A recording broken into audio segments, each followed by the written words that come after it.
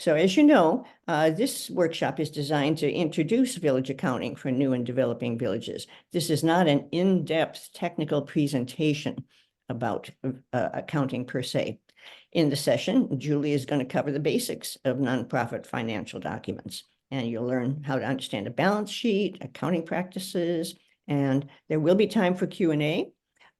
Julie will be breaking from time to time to take questions about a certain section that she's talked about, but we do ask that you put your questions in the chat and we'll follow those.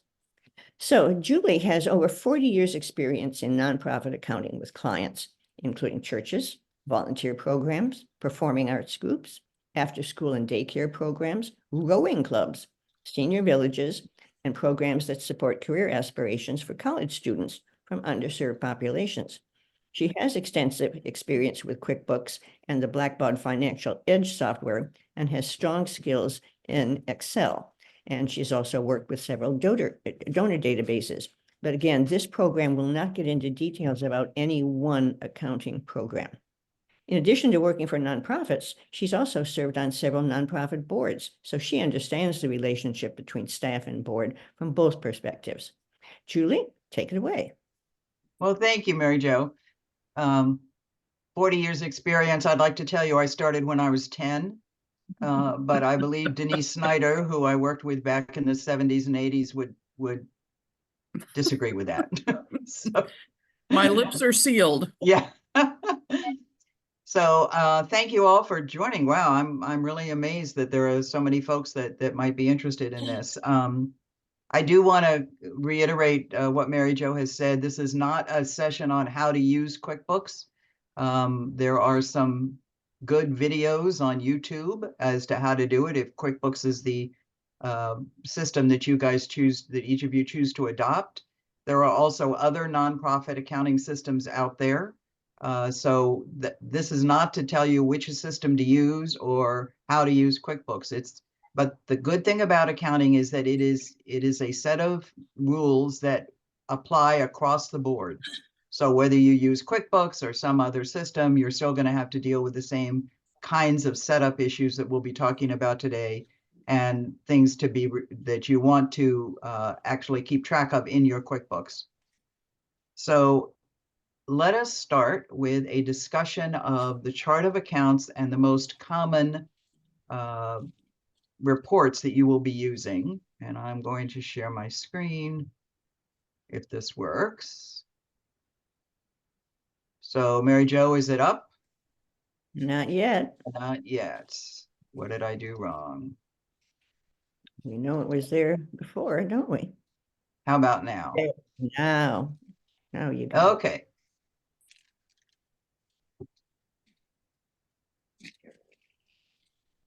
This is what is called, well, what I call a budget versus actual report. And the first column shows you actual activity and the second column shows you the budget. But let's focus on the first column of numbers and, more importantly, the column to the left. The column to the left shows the accounts that you have set up in order to track your income and expenses. Now, there are no, you have great flexibility in terms of setting up your chart of accounts. That's what this is. This is part of your chart of accounts. And you need to decide what makes sense for you and the way that you track income and expenses so that these reports will be helpful. There are some standard nonprofit categories that I would urge all of you to use, because should you actually go and get into the grant process, for example, this is the sort of information a lot of grant funders will ask you to provide when you apply for grants. So the first section, of course, is your income. Where do you get your money? And again, these are standard categories that you can use: individual contributions, corporate contributions. You usually do want to separate individual from corporate. You may also want to have a separate line for your board contributions if you want to track those separately as well. The second type is the revenue from grants. The third type is government grants. The fourth type is program income. This would be your dues and fees that you get from classes. The fifth kind is fundraising income, which means, you know, if you have events, if you have special appeals, if you have, you know, marathon runs that support you, you want to track that income in a separate column. And then you have other income, your famous miscellaneous. We love miscellaneous.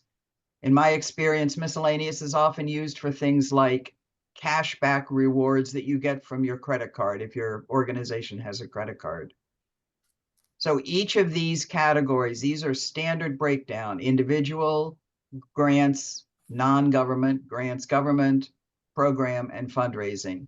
You can change these around to be what works for your organization, but chances are you will be asked to report at some point using these kinds of categories. So my advice to you is that you actually, you stick with these. One of the things I will say is that you do not need to have a separate account for each of your separate grants. You'll see on this example, for example, that account 4250, community organization church grants, there are several different grants that are included in that $6,200 that has been received. But you can record that information in a separate place. You don't have to have a separate account for each grant. That really clutters up your chart of accounts and makes things harder to read and harder to show. So I advise you to put it in one, and then I'll show you later on where you can record that separate information. You know, if I do this, hold on one second.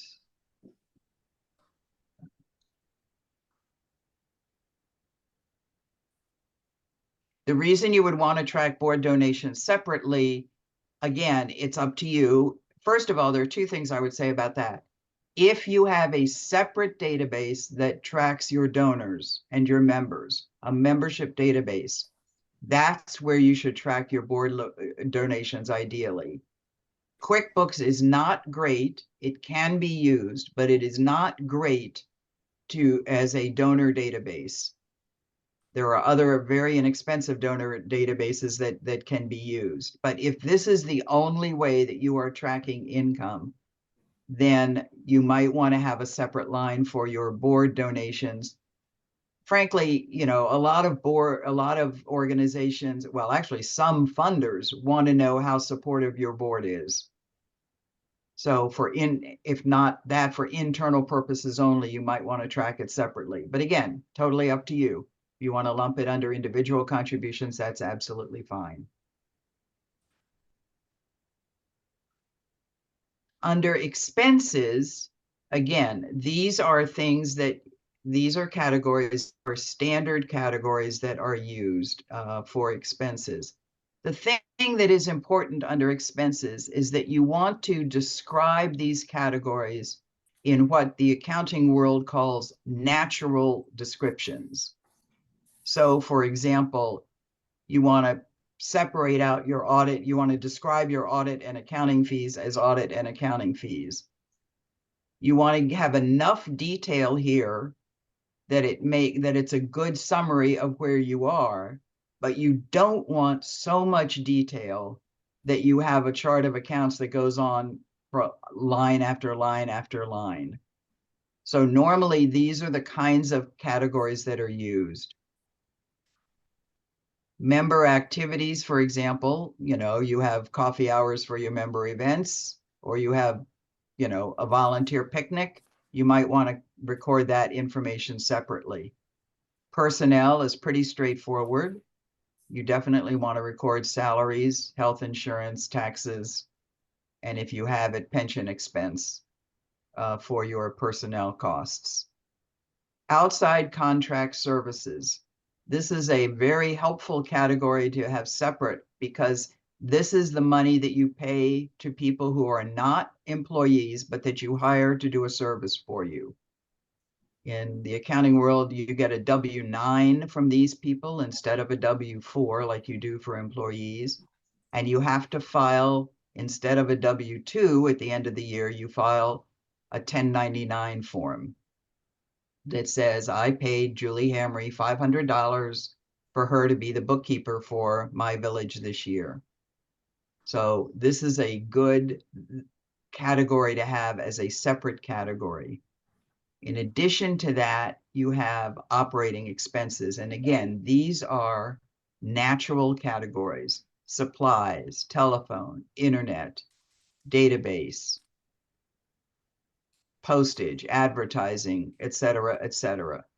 Once again, no magic as to these categories. You don't need all of them, for example, but you might need a few more. I'd be surprised. This is a pretty complete chart of account if you need much more than this.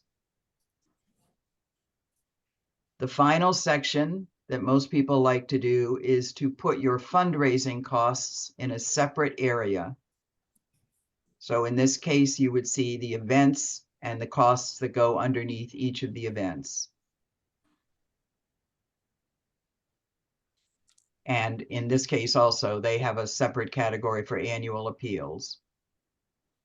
Now, you don't necessarily, if you have only one event and it's not very big, you don't have to have all of these subcategories. You don't have an auction, for example, you obviously don't need to have a category called auction expense. But it's helpful to have it broken down a little bit so that you can see quickly what you have done. Now, we go back up to the top again. This report, which is generated automatically out of whatever accounting software you have, you'll be able to get a report like this. The first column shows your actual activity for the first 5 months of the year, in this case, the first 5 months of the year. You collected $25,000 in individual contributions. You received $6,200 in grants. You had $43,000 in government grants, et cetera, et cetera. How much money did you bring in the first 5 months? In this case, it was $135,000. What did you spend in the first 5 months? You spent $129,000.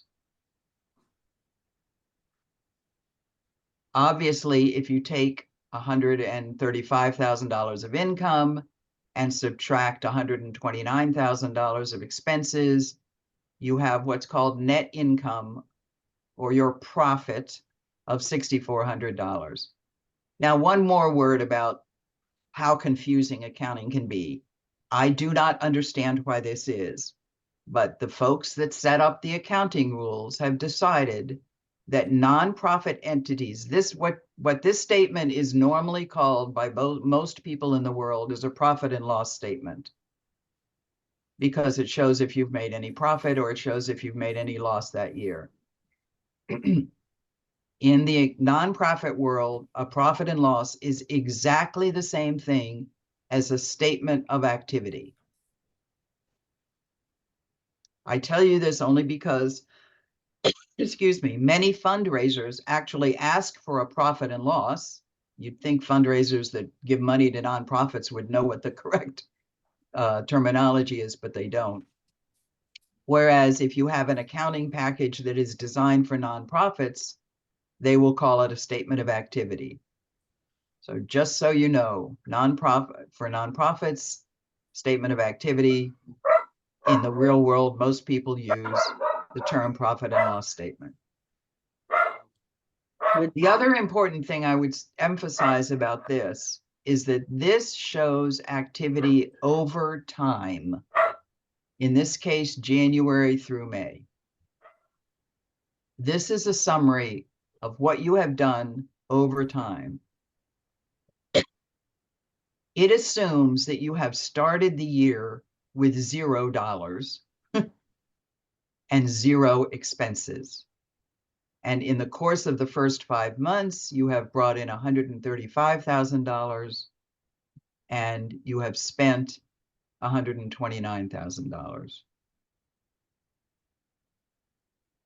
So remember that this report shows you what you've done over time. This is the report that is most useful, I think, to your board of directors. The other reason why this is most useful to your board is that it compares where you are after 5 months with your annual budget. So in this case, they're 5 months into the year, which is a little more than a third, and they've raised 26% of their annual contributed income. Now, is that a problem? Maybe, and maybe not. In the case of this organization, for example, they have a big fundraising push in the summer. So they don't expect to have exactly 5 months worth of contributed income during this time. So you would know that because you actually work with your organizations and you know when the money comes in, and similarly, you know when the money comes out. Usually expenses are more easily predictable, I'm sure you all have found this out, than income. But this is a report that is important for your board, and it shows them basically how you're doing over time.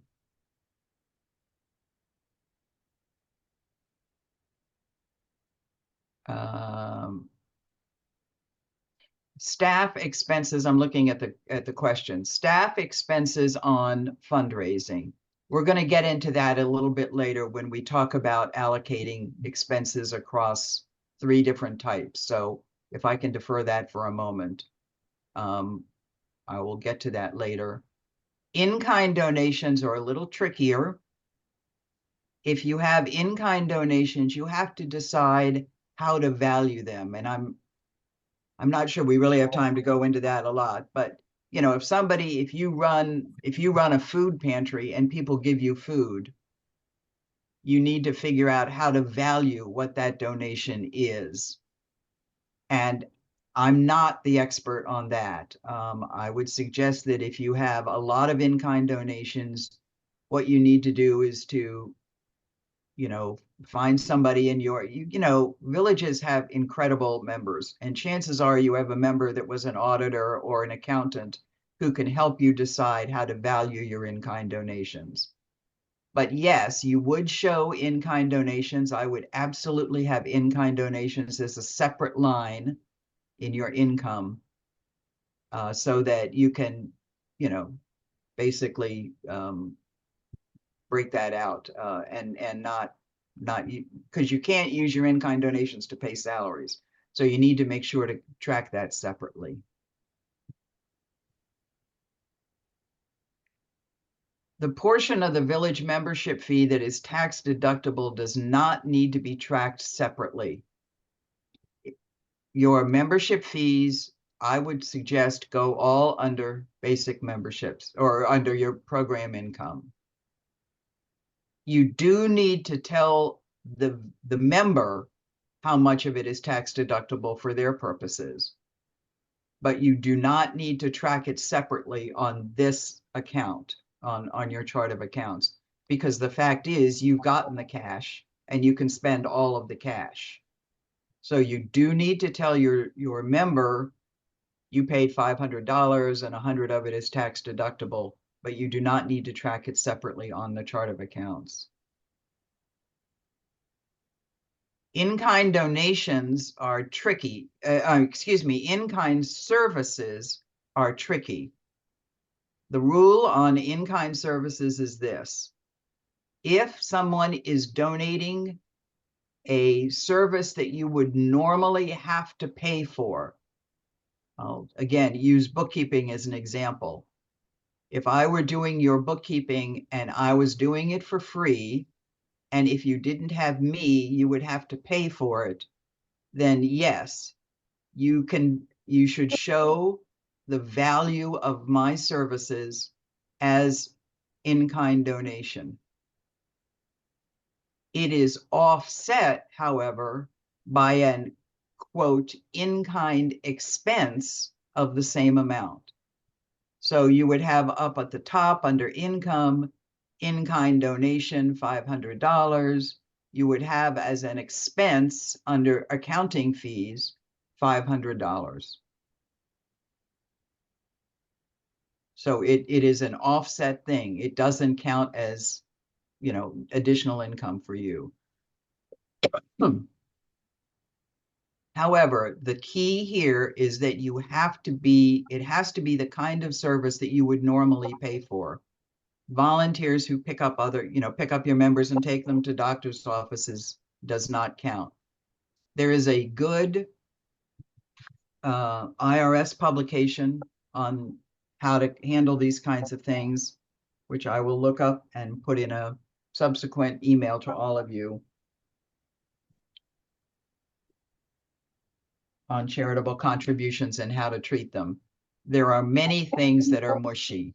I'll just tell you right now.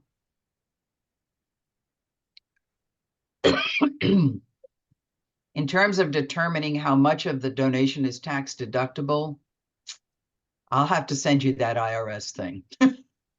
That is tricky. That is very tricky.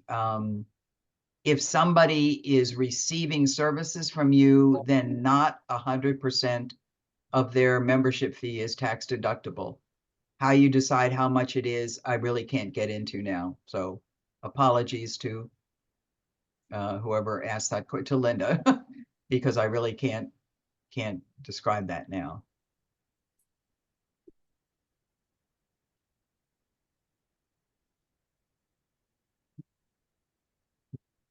This report is important to go to your board so that they can see how you're doing year to date. It doesn't have to be, what goes to your board does not have to be as detailed as this. You could, for example, collapse these categories so that you had only one line for support, one line for grant revenue, one line for government grants, etc.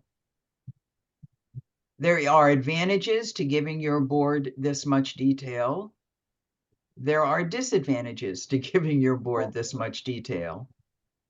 I've worked with church congregations a lot, and inevitably somebody will say, well, wait a minute, I don't understand. How come you spent $93 on miscellaneous expense? What is that? The answer is you'll be able to tell them what it is, but your board should really be focusing on bigger picture items. So you might want to think about how much detail you actually give your board. This is the report. I, made this up based on one of my, well, I have a couple of villages. So based on my various villages, I made this up. All the numbers are fake. But it's a big village doing pretty well. So it's up to you as to what you give your board, but just understand that your board really may be, if you give them too much information, they could be focusing on the wrong things. Are there any more questions about what line, how to set this, or what categories you might need on to show on this report? Okay, great. Now, suppose your board member does ask you what's the $93 in miscellaneous. How would you tell them that? Another report that your software will generate for you. Oh, excuse me 1 second before we go to that. Pages 3, 4, and 5 of this handout is simply a list of all of the accounts that are in this in this particular company. So if you start here with the 4,000 series, 4,000 is usually the number that is used for income accounts. You'll see that they are all here and all of these. So someone in the survey beforehand asked for a sample chart of accounts. I wanted to put this in and show this to you. Yes, you can absolutely go back and streamline your chart of accounts. If you have inherited a chart of accounts that has way too many lines and way too many subcategories that you never use anymore, the software will indeed allow you to streamline it. Again, I'm not going to get into how mechanically that is done. I will tell you that you usually cannot delete an account because chances are it has information in it from prior years, but you can make the account inactive so you don't use it in the future. So you can go back and streamline a chart of accounts if you want to have fewer categories. In addition to the chart of accounts, the other report that you can run, and again, this is a title from QuickBooks, Statement of Activities, that's the chart, that's the report we just looked at, and this is a detail report. This is nothing more than the general ledger for these accounts that we saw up above. And what this does is to show you exactly what makes up the number that is in each account. Oh, I see a mistake on my thing here. So for example, corporate contributions that we saw up above, this is what makes up corporate contributions. You had 3 deposits, one from Lebanese Taverna, one from Fresh Baguette, and another from a matching gift. So this is what you would use to show exactly what makes up the categories up above, how you got to the numbers. For the DACL grant, for those of us in Washington, D.C., you'll see these are the amounts that we received from that grant for the first 5 months. This is a very useful report, and I always run it and give it to my executive directors so that they can see the details of what makes up the report. Again, I would not give this to the board, but it's up to you as to how it does.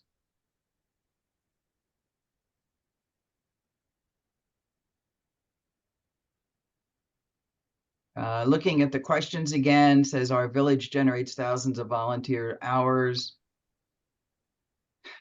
You can show that. You can show that if you want on your chart of accounts, but it would have to be offset by an expense that is the same amount. So you would show income of volunteer hours at 277 and expenses of volunteer expenses of 277. The point of the volunteer hours is that you don't want them to artificially inflate your financial system. These, after all, are not financial transactions. They are important. They are indeed crucial for you guys to do your work, but they are not financial transactions. So you can track it, absolutely. I don't know how your village, I don't know how independent sector arrived at that number of $277,000. But you know, if it's from an independent source, then I guess you can use it. The only way that you could track it internally would be you would have to have each volunteer submit a timesheet. Oh God, can you imagine? That would be awful. Each volunteer would submit a timesheet, and you would somehow, I'm not sure how, frankly, arrive at a dollar value of an hour's worth of volunteer time. So what is it? Somebody takes someone to the doctor or does grocery shopping and they spend 2 hours. How would you value that? I don't know how you would value that. So I think that is a separate piece of data that is interesting and useful to you. But I don't know how you value it. What I would think is more important is to value the time, is to track the time.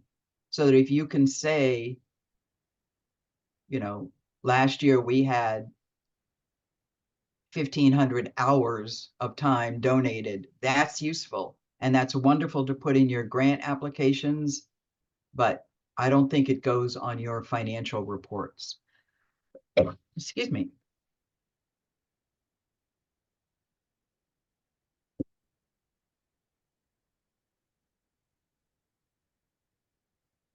So now what I want to do is to get to the final document.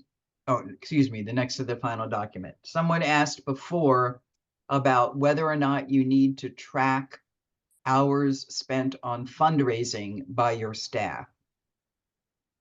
And the short answer is yes, you do. And here's why. But there's some good news at the end of that. Most funders want to know how much time your staff spends on A, administration, which is called G&A here, general and administration, B, development or fundraising, and C, program work.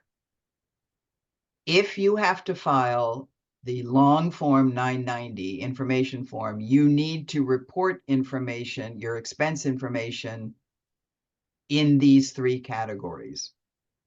Now, how do you actually do that? Again, there is some IRS guidance on how to do it. It's terrible guidance. It says, for example, that 100% of your executive director salary should be reported as an administrative expense. I don't think so. In small organizations like yours, the executive director is doing direct service for probably most of his or her time. So that's not a good way to report her time. So what you do is you make a good faith estimate as to what counts as administrative, what counts as fundraising, and everything else is program. Now, the fundraising is easier to calculate usually, because if you have an event every year or they write, fundraising letters, you can do an estimate of time as to how much is spent. You do not need to keep detailed timesheets of every hour of every day, unless some government grant that you get requires it. But for 90%, 99% of non-government grants, and certainly for the 990, you do not need to keep detailed timesheets.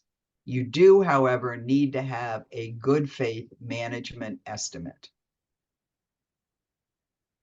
This statement of functional expenses takes all of the expenses that were in the first report that we looked at and divides them across these three categories.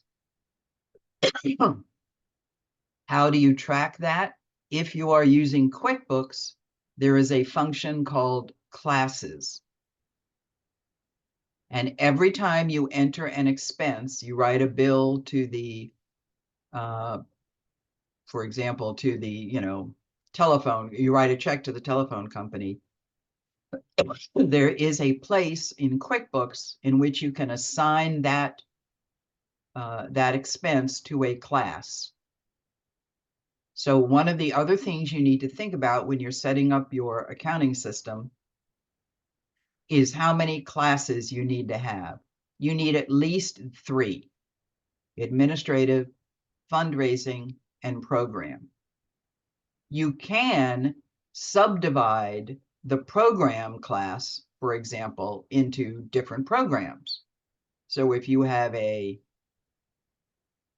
well, you probably wouldn't have a youth program, but if you had a youth program, you could do the youth program, you could do the, yoga program, you could do whatever you want if you wanted to subdivide the program. And again, the accounting software is smart enough to consolidate all of the things that you have subdivided under program into a total program number. So think about how you want to set up these classes. Again, you need at least these 3, but you could have more. There are some categories of expense that are generally thought of as being administrative, and they would be, generally speaking, down here under operating expenses. So office supplies and telephone and internet services, etc. Those would be things that would be generally categorized postage as administrative. In some cases, however, they may also be development costs. So the postage that you spend mailing out your annual appeal is a development cost. It isn't, goes into that category. And again, your software should allow you to tag each expense in whatever way you want to tag it and to categorize each expense in the way that you want to do it. There are some things that are extremely difficult to categorize in this way, and I've highlighted them here. They are personnel costs and your rent costs, or facilities and equipment costs. How on earth do you divide up rent across your three categories? If you were a huge organization that had a whole office building, you would take the 5th floor, that is your fundraising operation, and allocate all of, a proportionate share of your rent that equals the amount that you would pay for the 5th floor to fundraising. Fortunately, none of you have that problem. So the way that you do it is at the end of the year, you take your personnel costs and you make your good faith breakdown of how much time each person spent on each thing. If you have 3 staff and one of them does only program stuff, that person is clearly 100% program. If you have a second person who spends 30% of her time working in the office doing administrative stuff and the other 70% doing program, she's divided 30-70. And again, as I said, your executive director would probably have some portion of their time in administration and in development, and the balance in program. Once you figure out what those are, and again, you do not have to keep timesheets. This is a good faith estimate, management estimate that you are allowed to make. Once you have done that, then you can determine, okay, of the total $104,000 we've spent on salaries, 10% is in administration, 10% is in development, and 80% is in program. Then you can divide up all of your personnel costs to that 10-10-80 split in order to get to the amount of salary and benefit costs that you charge to each of those 3 categories. You use the same percentages to divide up your rent and utility costs.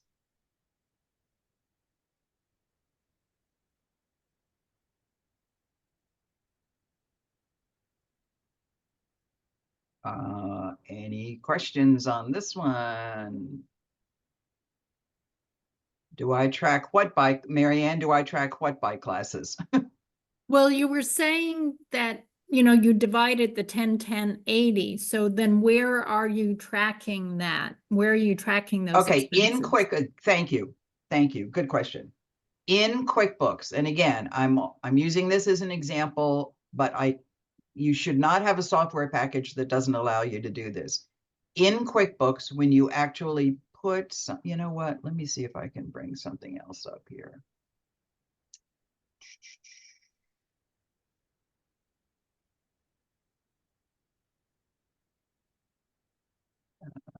Just a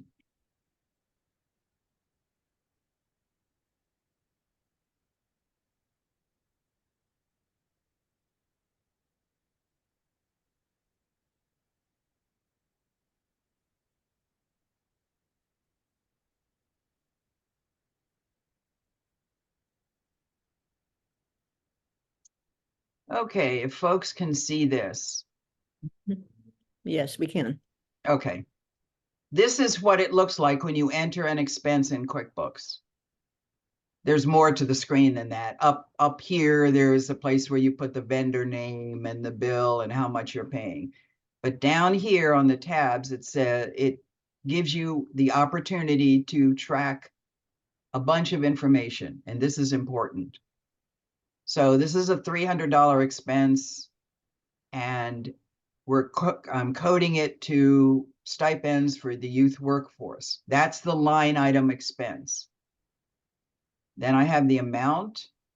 Then I have the memo, which I urge you all to use every time, unless it's really something basic like the phone bill. describe briefly what it is. If it's supplies, you know, say toner for the printer, whatever. And then over here, the last item is your class. And this is where you would note, you know, in this case, it's a shared program expense, but because I have subcategories for programs. But this is where you would note whether it is fundraising, administration, or program.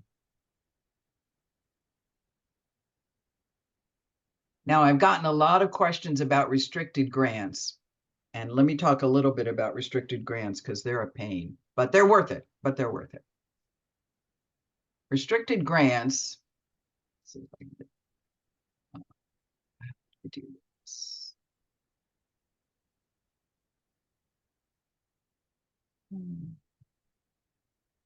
Oh, here we go. Okay.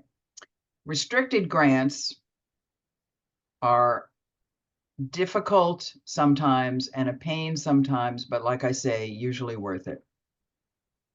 If you have a restricted grant, sometimes they're easy. Here's $5,000 and you can only spend it on, what would you guys spend it on? You can only spend it on on groceries to give away.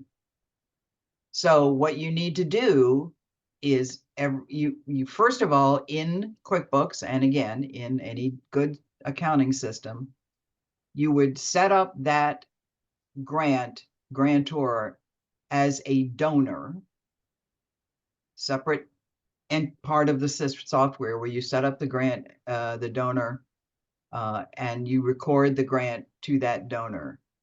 Because QuickBooks is basically designed for businesses, they don't call them donors in QuickBooks, they call them customers. Same thing, exactly the same thing.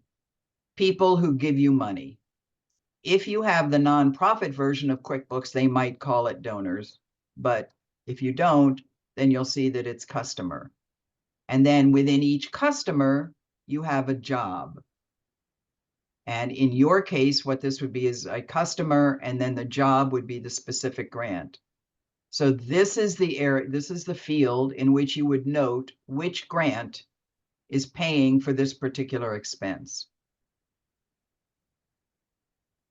If you only have 1 or 2 restricted grants and they're not very complicated, you can keep a spreadsheet outside of your accounting system that says, you know, $5,000 for groceries, and here's a list of the groceries I bought, and you're done.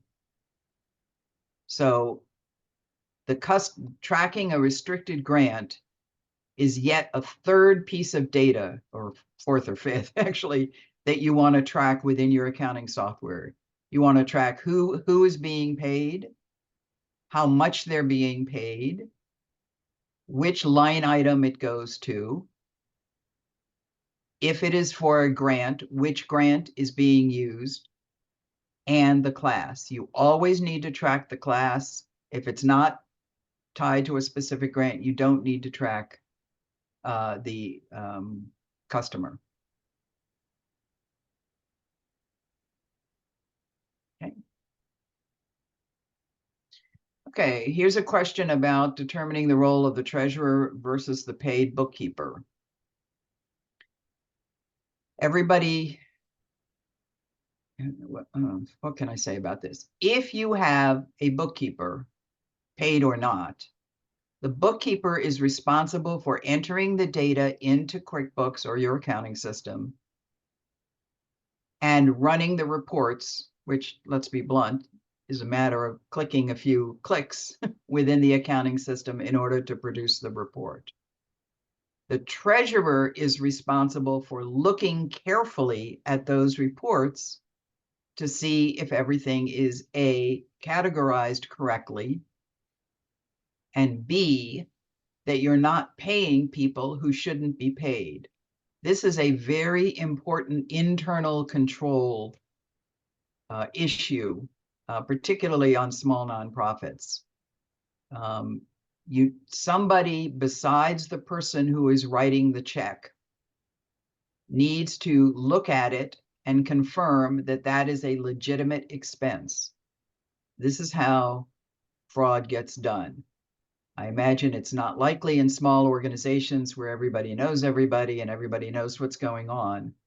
But it doesn't take much for an unscrupulous person, even if they're being paid like a paid bookkeeper, to set up a vendor that doesn't really exist and start writing even small checks to that vendor and hiding those expenses in, say, the supplies category. So one of the things that is very helpful to do is that the treasurer would see every month the budget versus actual report and that statement of activities detail, that general ledger report, just to eyeball it. It's not going to be very long. It's not going to be that many transactions, chances are. To eyeball it and say, okay, this looks right. The people that, I know all these people who are getting paid, and that's legitimate. Julie, this is Wendy. I just want to jump in to tell the 2-second story, which is I worked at a large organization where someone very close to the CEO did exactly that. Created a consulting contract with a individual, and then started getting invoices and approving the invoices for payment, passing it on to finance. They paid those invoices, and it went on for quite a while before it was found out. And it's, as you just said, simple. Look at, run your finger down the list of all the transactions. I did this yesterday for my organization for the first 6 months of the year. I shouldn't have waited so long. On one hand, you find things that are misclassified and you say, oh, move that over with this. But you do look at everything. And, I looked at one and said, what is this? Turned out to be legitimate, but I didn't remember the name of the organization, as being C2 Imaging. I thought of them as the printer. So just reinforcing So the warning that you're giving. How was it caught in the prior experience? Who caught the problem? I appreciate your asking that, because now it comes down to I'm not 100% sure. The person started just doing more. She started getting secretaries in the office to put in false requests for reimbursement for office supplies, which she would sign off on and pass through. And so she started involving other people, and, someone spoke up. And if she hadn't been so bold, she probably could have kept on going. Those of you, so And she was caught out. She was tried. She did prison time.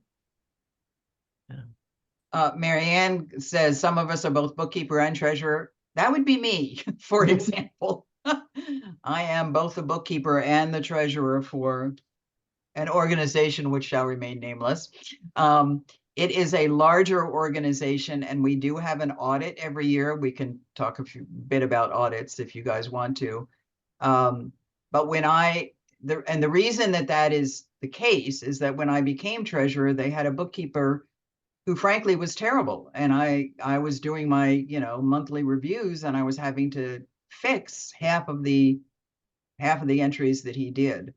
So I went to the executive director and the board and made a proposal that I would do the bookkeeping and be the treasurer, but we have other internal controls in place.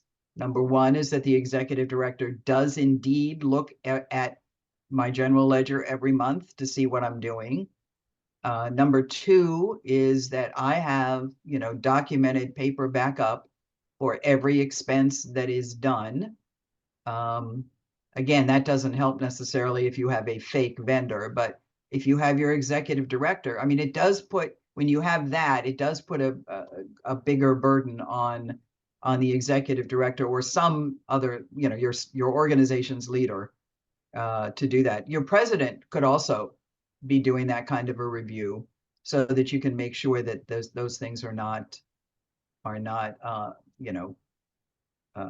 that nobody's ripping you off, basically. There's a famous story of a church downtown Washington where the again, big church, big organization, where the what did they call him? Executive director or the staff, whatever they call, stole over $1 million over a couple of years. And I cannot for the life of me figure out how that happened, because you would think that the board of directors would have noticed $1 million disappearing from their balance sheet, but apparently they didn't. So again, small organizations, on the one hand, it's actually easier in one sense to defraud a smaller organization, but it should be harder because you all know each other and you should know what is going on within your organization.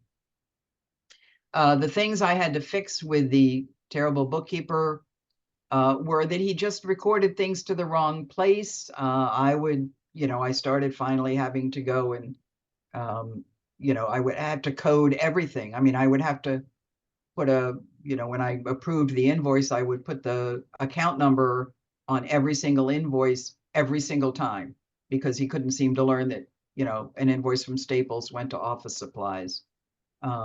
He also made a lot of mistakes in recording income. We receive a lot of checks from our member organizations, and he would record the income to the wrong donor. And it was just sloppy work. It was just sloppy work. For those of you that have no executive director, that's where your board needs to step up. And if you are doing both the bookkeeping and the treasurer, then it's your board president, or if you have one, the chair of your quote finance committee. Again, small organizations, I totally get that. But somebody else, whether it doesn't really matter who on the board, but somebody else, needs to look at it. And again, $18,000 is not a whole lot, but on the other hand, $18,000, if you lost it, would not be particularly good. I want to go back and do one more thing and just show you the balance sheet, but now I have to go back to the share thing. Let's see if I can do that.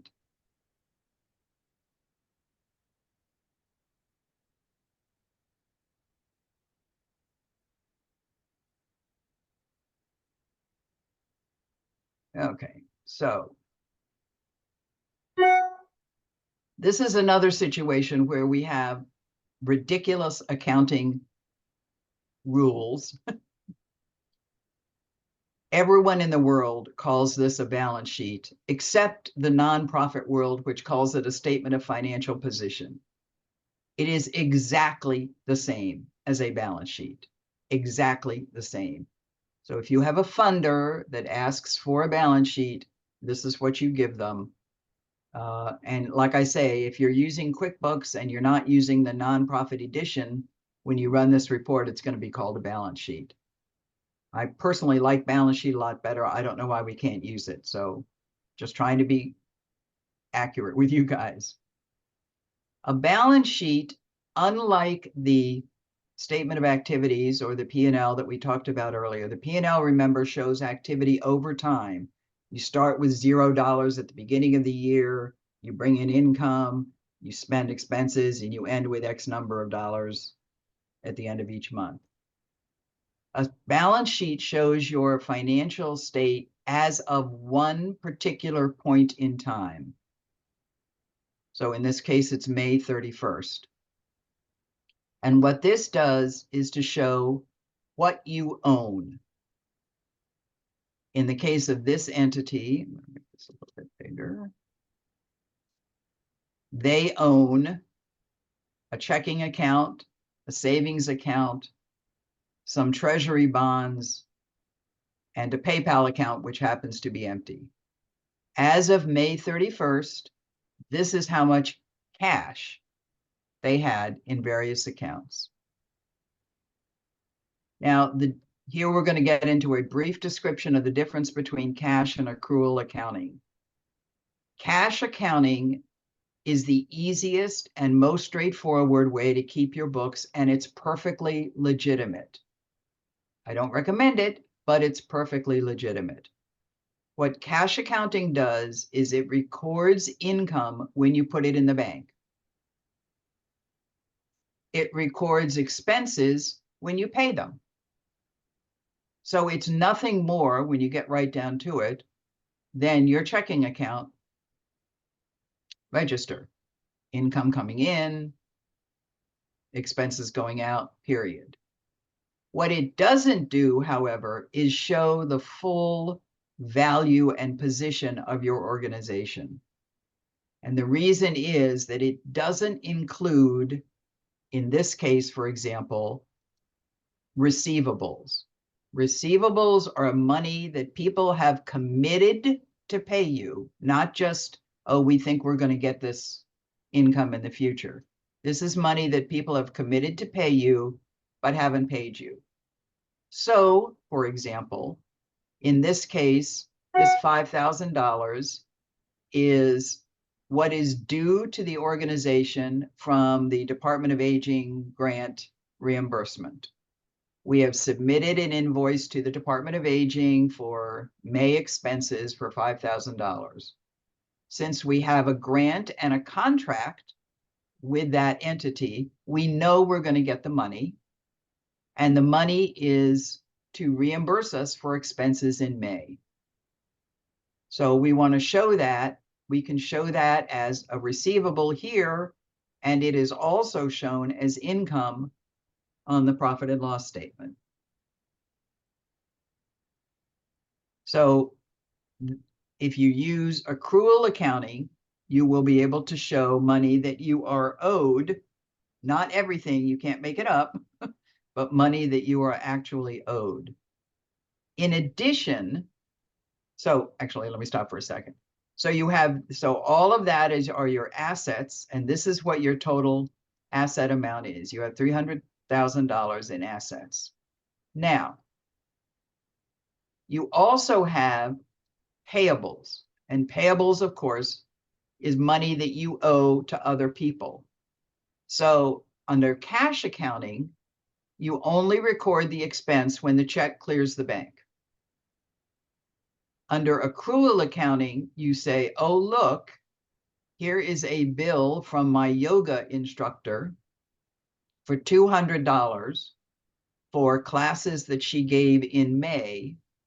So I'm going to record that expense as a May expense, and I'm going to actually write the check in June. So having recorded it as a May expense, it would show up, in this case, there isn't any, but it would show up here as a $200 payable. All of the credit card charges that you made in May, but have not yet paid, show up as a payable. So you have total payables of $3,600 this year. Now, this can be very important if you have a lot of unpaid debts, unpaid bills, because your board needs to see what it is that you owe. They need to see what you actually own, and they need to see what you owe. And the difference between what you own, $306,000, and what you owe, $6,800, is your equity. So assets minus liabilities equals your equity. So 306 minus 618 is 299. This number right here is your accumulated net assets over time. In this case, from the beginning of your organization. This number right here, highlighted, is your net income year to date. You may remember that number from way up here.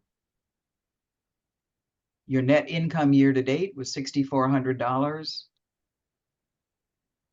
Your net income year to date is $6,400.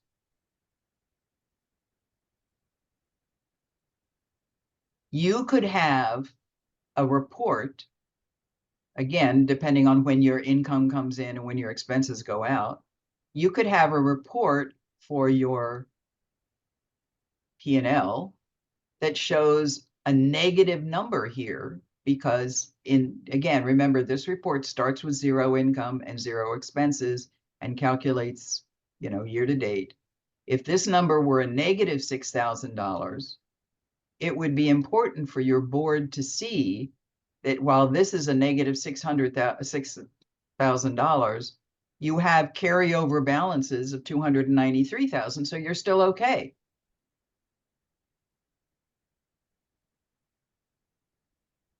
Believe it or not, I have clients that have both of these numbers in the negatives.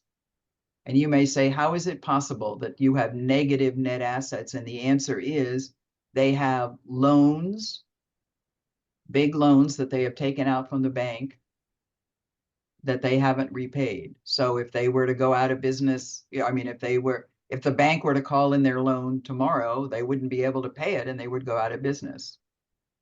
So this balance sheet is important for your board to see. If you are working on a cash basis, the only thing they will see is the balance in your checking account and your net income for the year plus the net income for prior years, which is what this number is here.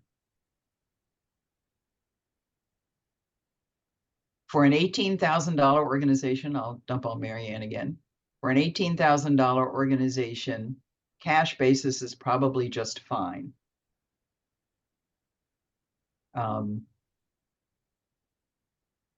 My guess is that if you did have Mary Ann, I'll ask you, do you have a grant? Do you have like one of those DC grants where government grants that reimburses you every? No. So you rely 100% on member dues and donations, right? Correct. Yeah. So for $18,000, cash basis is probably fine.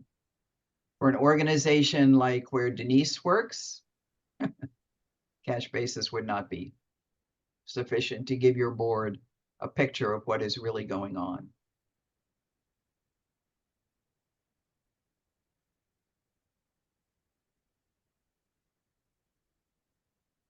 Let's see here. There's a question in the chat. You may have scared some people. Yeah, I know. Do you think, hold on, let me see what this says. I think for folks that are considering joining a board, there really isn't any magic to this. Let's be blunt. This is really like your home checking account and your home budget. Although I don't know anybody that really does a budget for their personal stuff. Maybe there are people out there that do. But I think if you understand, if you have some sort of system to track how much income you've brought in and where it came from, what expenses you have paid and what they are, equals, this much activity in the current year. And here is what the checking account balance is. That's really all you really need to know. We're not talking about, to the point where you have enough money like this. My sample organization had enough savings basically from prior years that they could put nearly $200,000 into treasury bonds and earn some interest. We're not talking about the need to do that. It really is a matter of common sense and understanding where your money comes from, when it comes in, how it is tracked. And again, for expenses, what you're spending, why you're spending it, and how it is tracked. And that's really what the board is looking for. The board is looking for somebody, that really is willing to do that. Julie, it's yeah. Wendy again. I'd also say certainly here in Arlington, and I suspect in Maryland, the district, we have an organization called the Arlington Volunteer Center that offers a one-day training for people interested in board membership. And it's a great course. I mean, it's easily 7 hours worth of womb to tomb, what does a board do? And they bring experts in to talk about different aspects of it. they easily get 50 people in a class. So I think, you know, the idea of joining a board, we're all desperate for passionate people about our issues. We'd love to have you. And I don't think we should be scared by not knowing all of the things that a board does. I think there are opportunities both to be practical as well as to have some on-the-job training.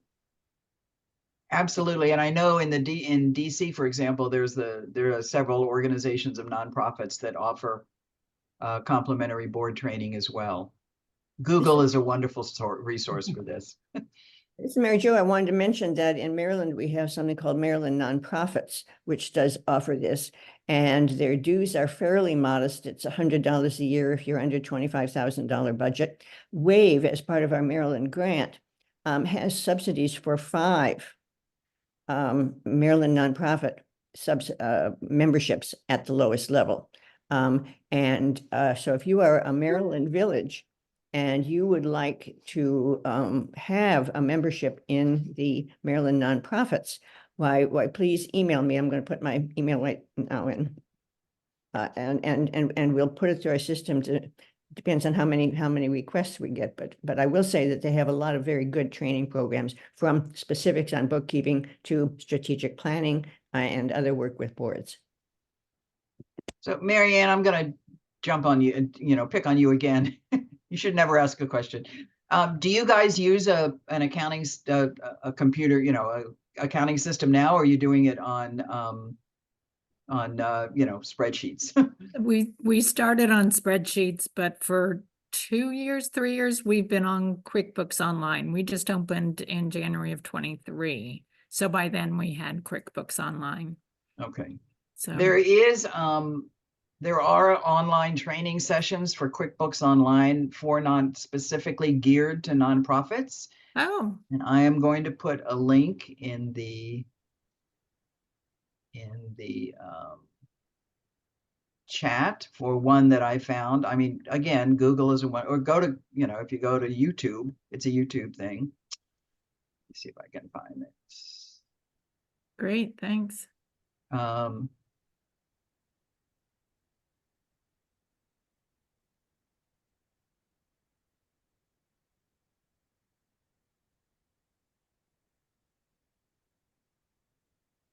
So there's a link in the chat. Again, you can go to YouTube, and if you go to YouTube and say QuickBooks training, you'll get a ton. This particular one is pretty good. It's done by a commercial company that wants you to buy their training. So, you have to put up with a little bit at the beginning and the end in order to do that. And they also I've also seen one that is specifically dedicated to restricted grants. So it shows you how to use that customer job feature in QuickBooks in order to, to track expenses against restricted grants. I have a question for all of the participants here. I think this has been very, very useful, and we have more time. I'm not trying to bring this to an end, but I guess I would be interested in hearing from people. Number one, are there people who find that even this is too technical? Is there a lower, QuickBooks, accounting for dummies level that you still feel that you need after this good presentation?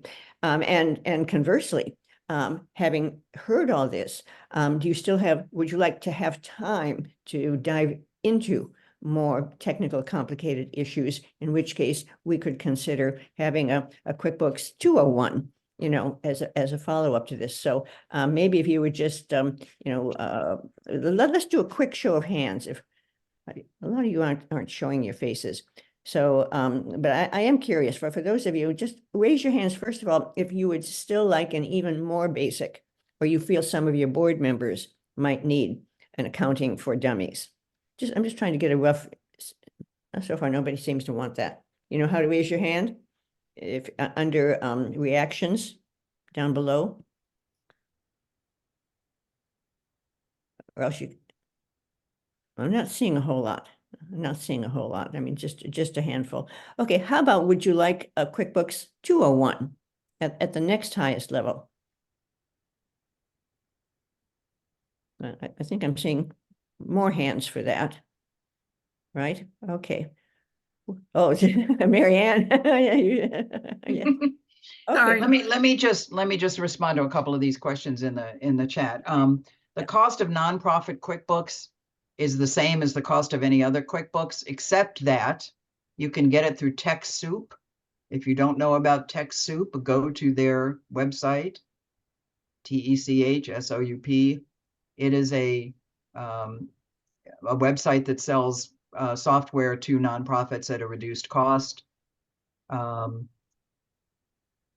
don't want to get into the whole, the QuickBooks comes in two versions, a desktop version and the online version.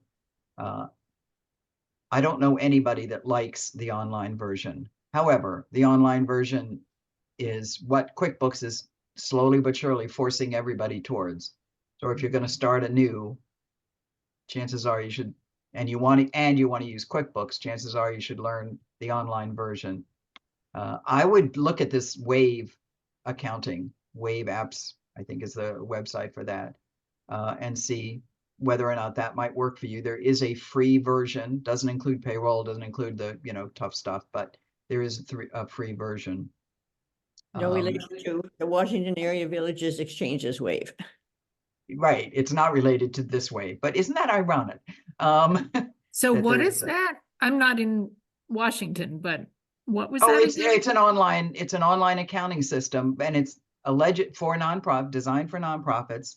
And according to their website, it is 100. If you take the lowest level version, which would certainly be plenty for you, Marianne, it's free. What's the name of it? So it might be worth investigating. If you Google WAVE accounting, you ought to be able to find it. Thank you. And Julie, I think some of you have some fans and they Yeah. wonder if you would be available for individual I'm consulting. absolutely available for individual. Let me If you put would my put your email into the chat. email in the chat. Great. Right. Well, I can say that we are very pleased with her, and I know that she has worked with Denise and others. So I'm happy to talk. I'm not prepared to take on new clients per se, but I'm happy to answer emails. Or if you want to send me an email and tell me what your question is, and it's easier to explain it over the phone, I'm more than happy to do that. This is my little way of giving back to the nonprofit community, and so I'm more than happy to do this. Mary Jo didn't say this. I don't know that I said it in my thing, but I am not a CPA. Everything I know, I learned over 40 years, starting with my church, on how to do it. And frankly, most everything I know, I learned from auditors. I have a love-hate relationship with auditors. But when I started doing this work, auditors felt it was their job to help you do your job better. And they taught me enormous amounts. And my best friend happens to be a former auditor, so I rely on her a lot for information as well. But I don't know all the answers, and I am not a CPA. So take this advice for what it's worth. Okay. Other questions or comments? Can I just finish one more thing? I wanted to say a few Sure, words about the absolutely. 990, the infamous 990. Just in case all of you don't know, there are actually 3 versions of the 990.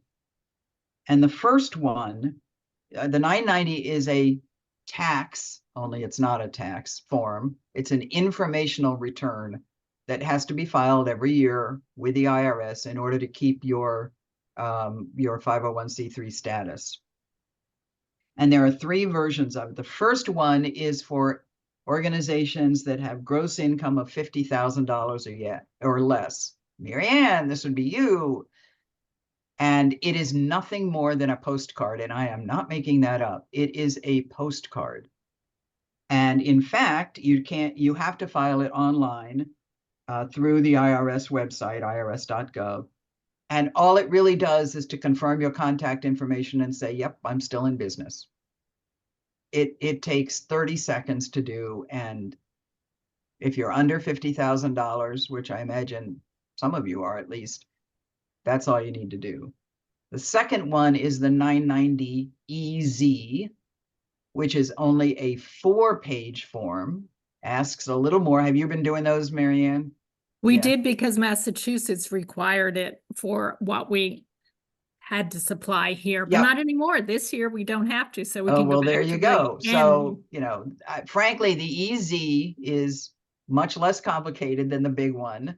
It really is only 4 pages, and it has very summary financial information. You don't have to break it all down by program, admin, fundraising. You just have very summary information. And it's, it's just a whole lot easier to do. People who, some organizations want to do it and then they put it on their websites for transparency purposes. And then there is the big 990, which, is what it is. And that's the one that you have to, break down your expenses by the 3 categories, and it's got a zillion potential schedules, and you have to report on donors who gave you $5,000 or more, and blah, blah, blah.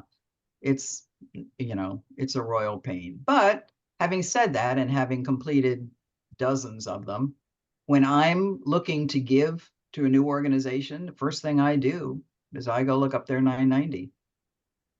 And the 990 does have gives you the opportunity to describe the kinds of services that you provide and how many people you serve and that sort of thing.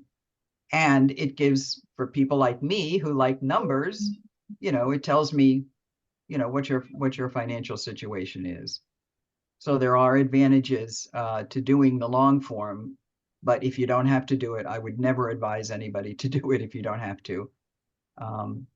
Chances are most of the folks on this call can do except Denise, I keep dumping on Denise. Most of the folks on this call can do the 990 EZ. There's a The question. income, oh, thank you, good question. For the EZ, you have to have gross income under $2,000 and, under $200,000 and net assets under $500,000. And the reason that's important is that I have a client who is a retreat center, and their annual budget is about $100,000, but they own a piece of property that's worth, $750,000. So they have to go through the whole big spiel for the big 990 because they have net assets of over $500,000. So Julie, it's Wendy. I'm going to click in again. One thing for people to think about, even when you're small, is to do a 990 versus a 990 EZ. There are a couple of rating agencies that look to see whether you've done 3 years in a row of 990s.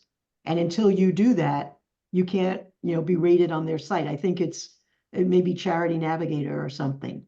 So even if it's a little bit of a heavier lift to do a 990 versus the EZ, you might consider it. I know Mount Vernon at Home did that. And again, it's just another thing to think about because, for example, we didn't do it. And so we were desperately waiting for this year to happen, which gave us our third 990, full 990 in a row, to be able to go to Charity Navigator and say that, we passed their test. What's your annual budget, Wendy? These days, it's around $400,000, but 10 years ago it was $100,000. Yeah, right. Yeah, that's a point. If you want to rely on Charity Navigator or GuideStar or whatever, those other kind of nonprofit rating agencies are. The only other thing I would say about the 990 is that it is due on the 15th day of the 5th month after the close of your accounting period. So if you have a December 31 year end, the 990 is due May 15th. If you have a June 30, it's due November 15th. But with a few clicks, you can apply for an extension of time. It is an automatic extension of time of 6 months. So that gives you basically 11 and a half months after the end of your accounting year to file your 990. Would I apply for that for the postcard? No, indeed. Takes you 5 minutes. It would take you longer to apply for the extension than to fill out the form. But even for the EZ, if you're new, you're just coming in now, you're suddenly realizing it needs to be done, blah, blah, blah, you can get this automatic 6-month extension without doing anything. One more thing I'm going to put in the chat is a website. This is an online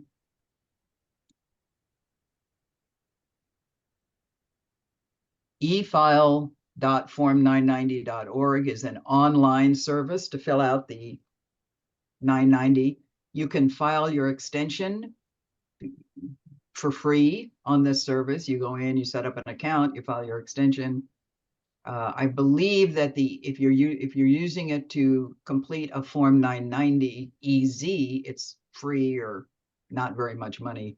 And even for the 990, it's only $40. And it's 1,000% better than downloading the PDF from the IRS website and fooling around with the PDF and trying to fill it in. So this is a very useful service for folks that actually do have to file. You cannot do the postcard through this service. You do the postcard going to irs.gov, charitable organization section, and type in 990 postcard, and it'll take you to the link and you'll be done. 990s are absolutely public. The question is when they become public. Again, many organizations put them on their website. You don't have to put it on the home page. But if you go to About My Organization, a lot of organizations put it on their website and in fact, I think some of those Charity Navigator type places, give you extra points if you put it on your website. If not, there are several ways that you can get them. GuideStar has them. ProPublica, I think, has a set of them. Eventually, the IRS releases them to the public. And so you can go, and that's where I go. If I want to give to a new organization and I want to see, what kind of financial shape they're in, and I want to find their 990. They're usually, if you find them online, they're usually, a couple of years old, but they will still, give you an idea of the size of the organization. I want to say, actually, that makes me think of one thing, the question about recording donated services. I went to one organization once to find out I got a solicitation that said 100% of your money goes to programs. And I thought, well, that's impossible. Because if 100% of all donations are going to programs, then they're not paying any staff. And when I went to their 990, it turns out that they were an organization. They were an organization that helped immigrants, become legal here in the United States. And what they did was to count all of their donated lawyer services as income. So they had $7 million in donated lawyer services and $100,000 in donated cash. And that's fine. That's fine. But again, I wouldn't have known that discrepancy if I hadn't gone and looked up their 990, to see what they did. Julie, there's a question in there asking about, is there any kind of a thesaurus or that would say the different names for the same type of a document? There are really only the two that you need to know, are the two that we've been talking about. Profit and loss statement equals statement of financial activity. That's number one. Profit and loss equals statement of financial activity. Balance sheet equals statement of financial position.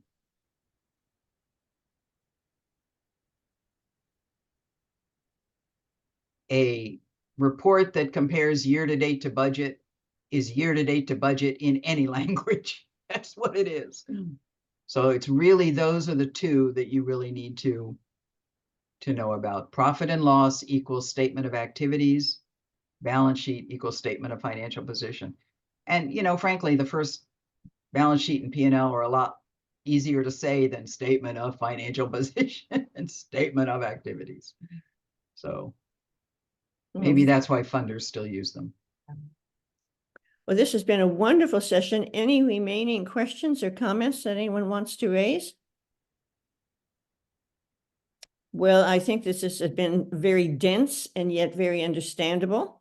I think we've absorbed a lot. I want to remind people that in fact, we are going to post a video on our website. We'll put the document online. And Julie said if she, thinks of additional resources, why, and links, why she'll put them into a document, and we'll put those links on the website too. It may take us, several days to get all that up, but please do look at it. And please feel free to go to our website. You can contact us. There's a form there. You can contact us. I put my email into the chat, mjd@mjdeering.net. We'd love to hear from you. And we wish you all great success with your villages. And we thank you for what you do for your villages and your neighbors. Thanks, everyone. Thank you so much. And Great. Feel free to email me. I love getting mail.